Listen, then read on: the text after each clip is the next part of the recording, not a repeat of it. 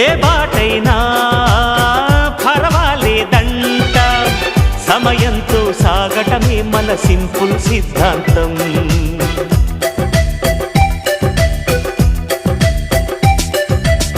చిరుగాలికి పరిమళమిచ్చే సిరిమల్లెల వనమై ఉందాం, గగనాన్ని నేలను కలిపే హరివిల్లుల వంతెన అవుదాం. ఆనందం అంటే అర్థం మనమందా, ప్రతి పూట పాటై సాగే హుషారు సరిగమలో.